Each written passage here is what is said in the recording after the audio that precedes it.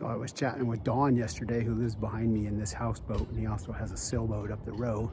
And he says to me, he says, oh, we were talking about the transmission on my sailboat and how it wasn't working. And he says, well, there's really only three things that could go wrong. Either the transmission's wrong, and you can probably price that for about $1,200, or maybe the cable's not working and it's just stretched out, and you can figure that out by just pushing the lever up and down on the transmission manually and see if the boat starts moving. Or maybe it's the levers up at the front that push the lever or push the cable back and forth. And so Don being a genius and me not being a genius, I'm gonna go now and work on my transmission and see what I can do. And of course, it's a beautiful sunny day down here at the marina, and who doesn't like being out on the marina on a beautiful sunny day? All right, so I got some kind of transmission problem. The boat doesn't want to go into reverse or forward. So I'm gonna manually see if I can get it to go into reverse or forward. I already went and checked and made sure I'm tied up all nice and good and close to the dock. Move this guy forward a little bit and start up the engine here. No, or not. That's interesting. Usually it wants to start right up. Let's try that again. Huh. Never had that happen before. Did I forget to do something? I don't think so. There's that guy there. Push that guy up a little bit more.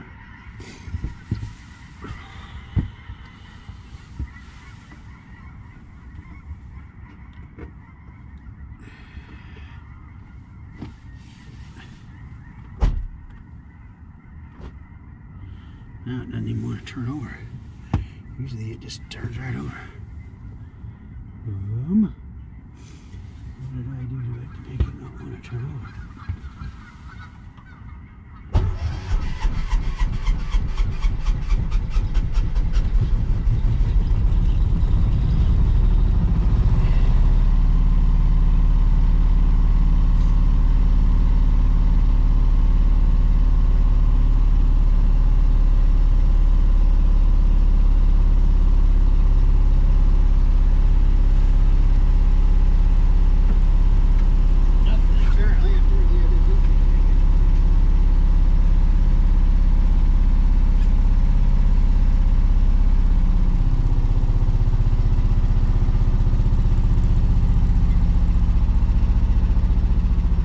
Alright, so the next 2 minutes of video is kind of boring. It's me adjusting the idle speed of the engine so I can get it down to a really low idle, because otherwise it just spins really, really super fast, which I don't think is good for when you're trying to move the transition from forward to reverse.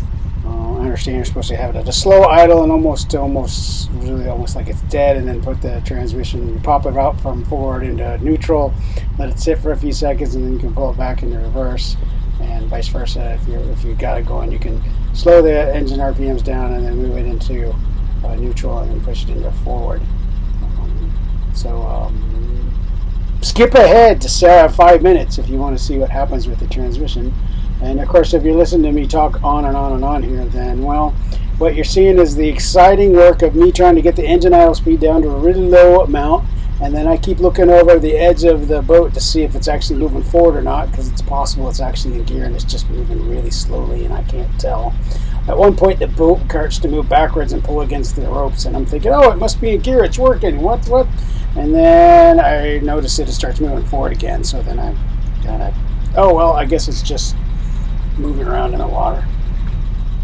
So skip ahead to 5 minutes if you want to see what happened with the transmission. Really slow here.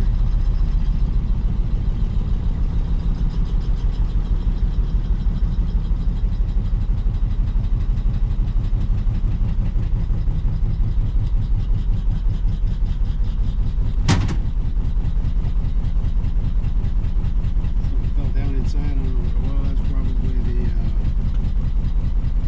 the plastic door.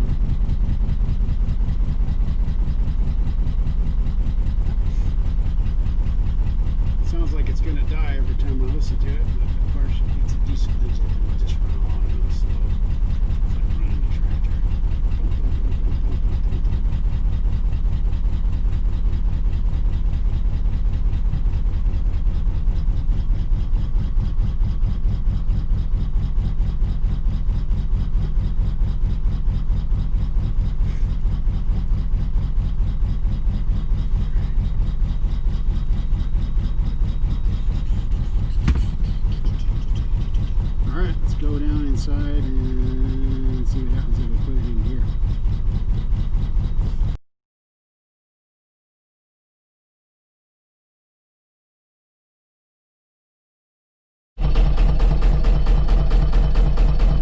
Yeah, you can hear it running away. There's the engine. And there's the transmission link right there. And I'm just going to push it backwards into reverse. See what happens.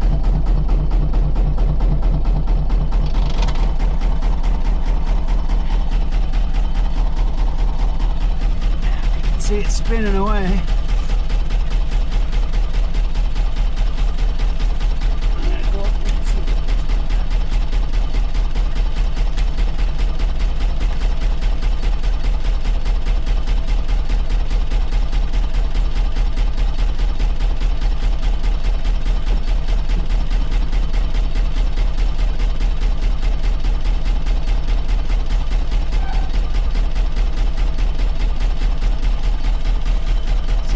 Backwards. Let's see what happens if we push it up forward.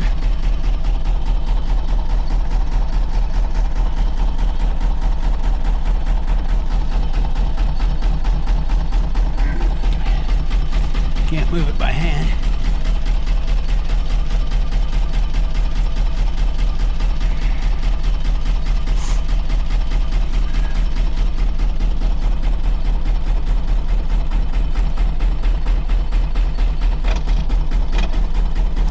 Now it's in forward. That ain't easy to do. A whole lot of muscle power to move that.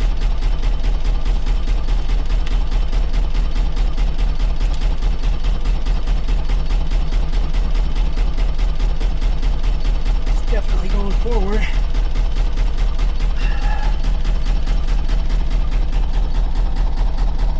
And then we'll flip it back into neutral here.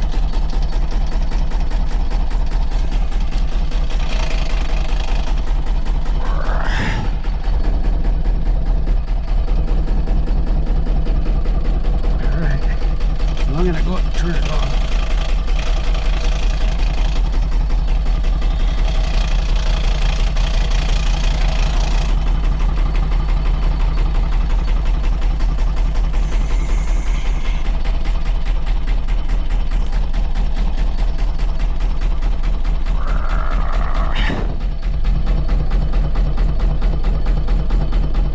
It's really hard to get into gear.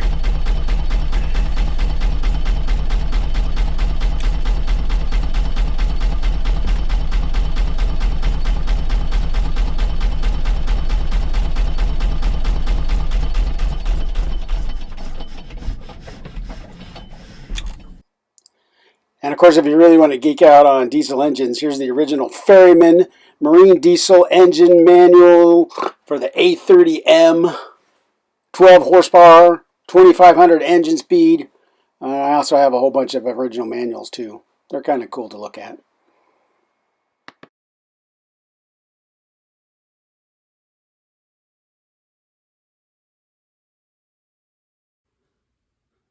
All right, so if you're like me and you're watching that video down in the engine room and you're looking at the transmission, and if you pay really close attention, you can see a little bit of smoke wisping around.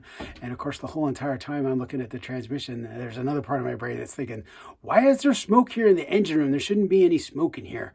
So I'm a little bit worried about the smoke. I don't know if that just means there's some wire that's overheated and it's burning up or something, or if there's actually a bigger problem going on. But there shouldn't, I don't know why there's smoke wisping around. Maybe that's just normal behavior for a diesel engine, but I don't think so. So anyway, I got a new problem to research, smoke wisping around in my engine room that I would never know about if I wasn't, of course, digging around in it looking to see why the transmission isn't working.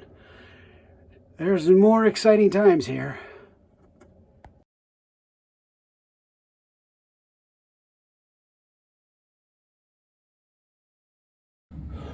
All right, so the good and exciting news is the transmission works, and it's really either something to do with the cable or something to do with the lever up at the front. It's really hard to get it in and out of gear though. So it's going to take a lot of real pressure from the lever.